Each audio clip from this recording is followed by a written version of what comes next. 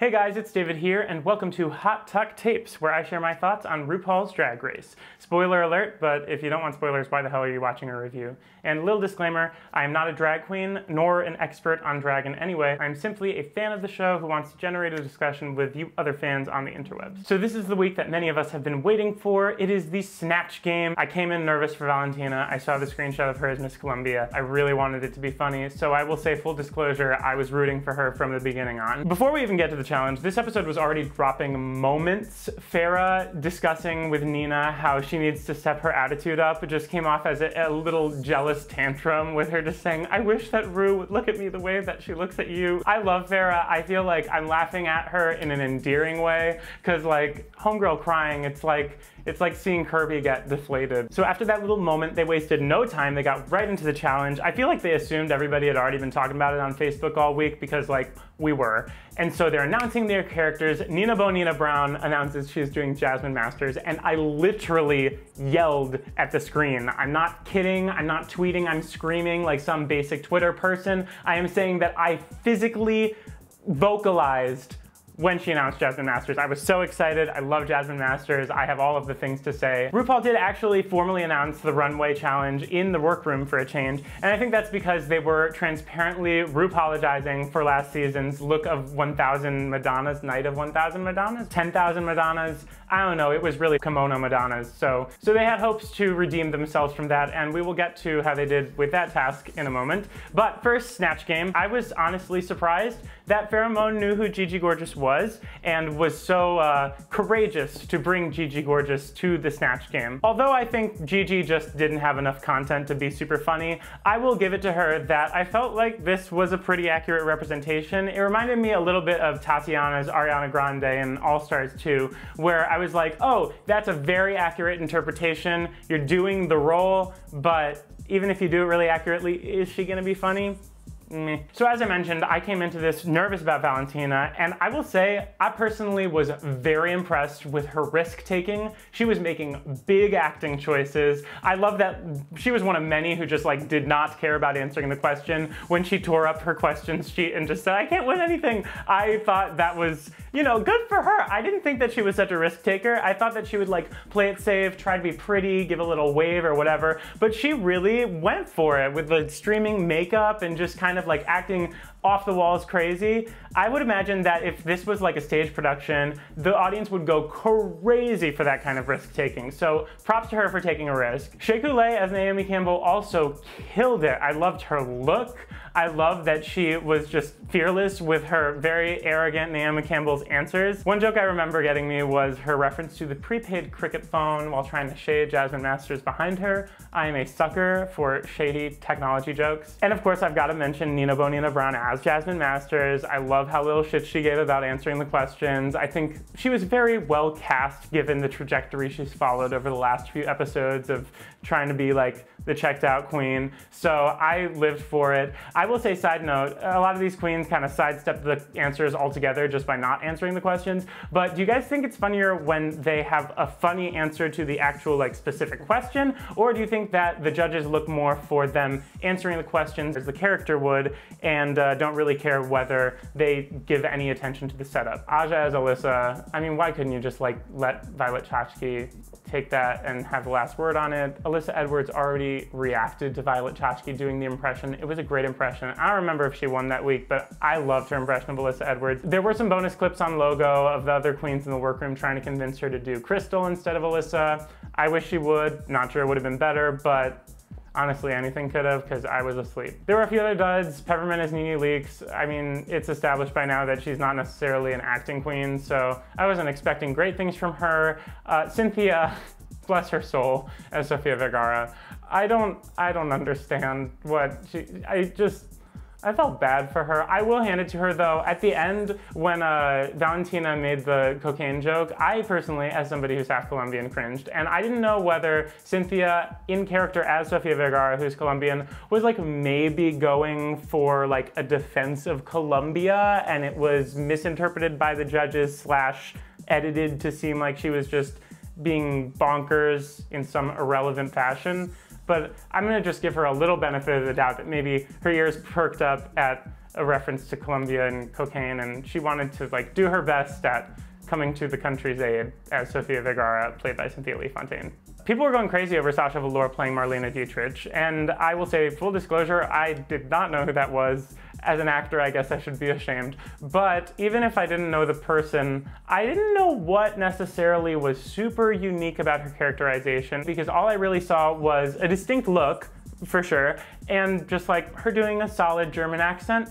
But I didn't really catch many super specific character-y references. I just felt like she was playing this smug German actress lady. She did have the reference to like her being long dead, which I guess is like self-referential and funny, but I didn't think it was a standout necessarily. Let me know in the comments if you disagree. All I remember of Trinity was her chest plate, so I guess that's a thing. The queen who I will say was fully embodied, grounded in her power, was Alexis as Liza Minnelli. I will say she is a theater queen through and through. She even said L'chaim in the Untucked this week, so she's Jewish to boot. I mean, I've got to tell you, since the beginning, the Meet the Queens interviews, she was a queen after my own heart. I went through a little bit of questioning over the past several weeks. She was being petty and untucked.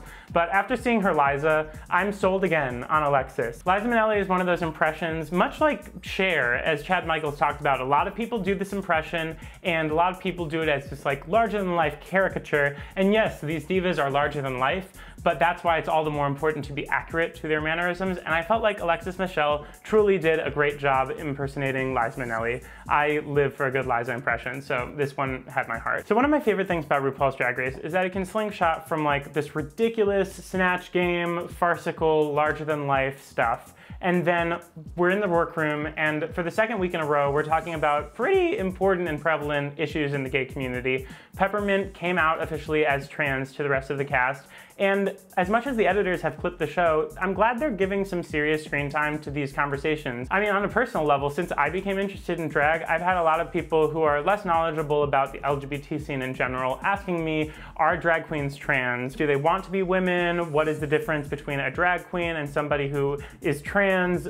And I've had to try and explain and define them, but even with my limited knowledge, there is a sort of gray area. To hear Peppermint talk about the difference in opinion where some drag queens think that trans people don't have a place in the drag community, and trans people sometimes think that drag queens are a mockery of their identity, and that there are many opinions. This is all incredibly interesting to me, just as much as the entertaining bits in Snatch Game or on the runway. I would love to hear your thoughts on these topics in the comments below. If you've had any personal experiences with it, if you're friends with anybody who has, or if you just have opinions about society's view of these different identities moving forward, please let me know in the comments below, educate me, educate your fellow viewers, and start a discussion, because that's what this is all about. But moving on, we got to the runway. Night of 1,000 Madonnas. This is their 10,000 Madonnas? I will never know. Once again, we have duplicates, so they're not letting me be aware of what the actual theme is. I could not believe that for a second year in a row, we have queens doing double Madonna looks when she has so many to choose from.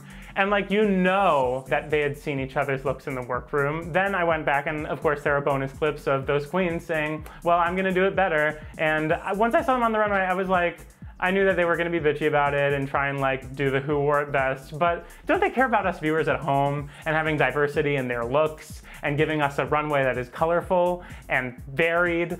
I mean, really. Shea Coulee, I know that you looked better than Peppermint, but please bring out look 2. And of course, this is the runway that the editors didn't even chop up. But I'm getting ahead of myself. I didn't even mention the biggest disappointment of the runway was, once again, RuPaul's look. I'm really not trying to be shady, but I am longing for Matthew to return. I don't know what happened. I actually read a gossip article that like talks about different conspiracies about why Matthew, Ru's original makeup artist and hairstylist, why he left the show this season. I'm gonna link that in the down bar because it was a very entertaining read. But now Raven is doing her makeup, and I think it's Delta Work who's doing her wigs. Correct me if I'm wrong. But they really, I know they're probably trying their best. It's hard to live up to this iconic face that we've gotten used to over the years, but like, Ru still doesn't have eyebrows. Why is she wearing this dark purple lip color?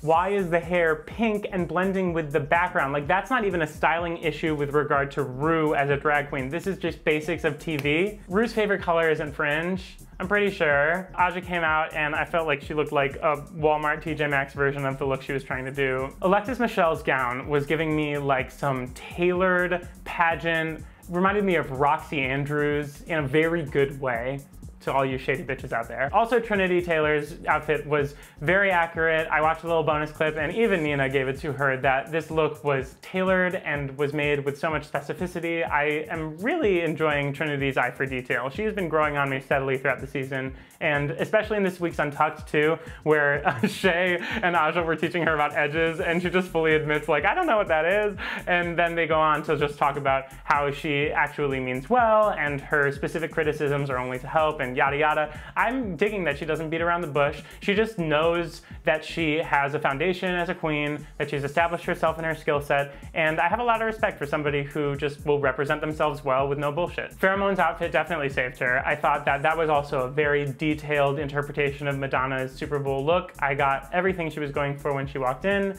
I don't know how much of this she made and how much of it was made for her. If any of you guys know details about that, because it looked pretty intricate, the headdress and everything. If she made that, I would be shocked. And Cynthia Lee Fontaine, bless her soul. See, I got the reference when she fell on the entrance. I've seen that Madonna performance a handful of times. I hope that other people got it and not just huge pop music nerds like myself, because the editors or the show or whatever, they did not telegraph that joke in any way. It was just basically like, oh, Cynthia fell. She's been acting crazy all episode, and this is when she was gonna go home anyway, so I don't know if they just wanted to make it look more like she was struggling, but that was a solid Madonna reference. A surprise coming from Cynthia. And Valentina!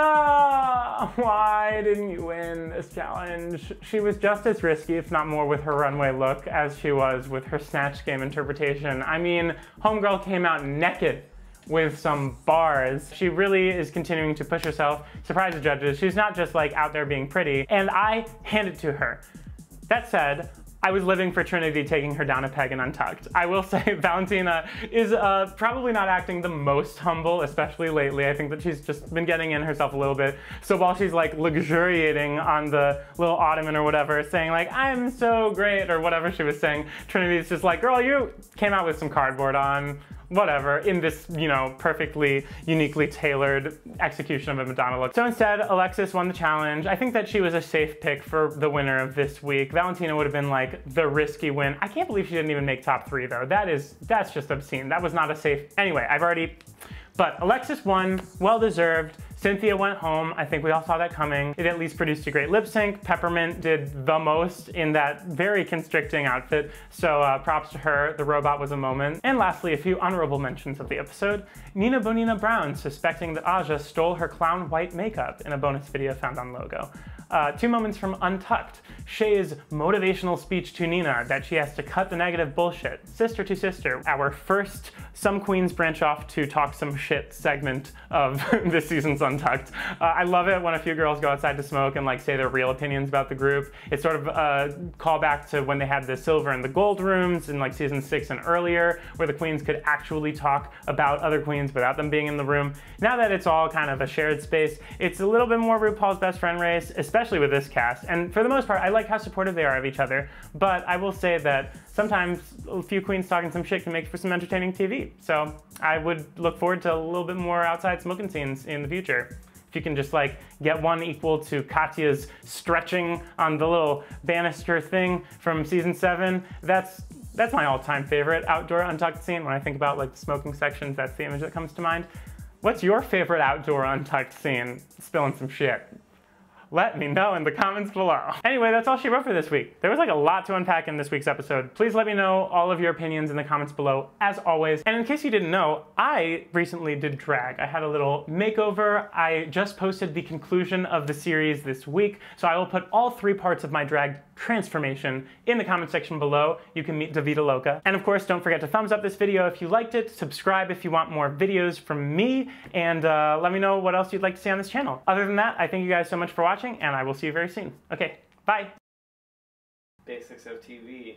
Ah, bitch. And who's doing her wigs? Vanity. No, not Wigs by Vanity. Never Wigs by Vanity.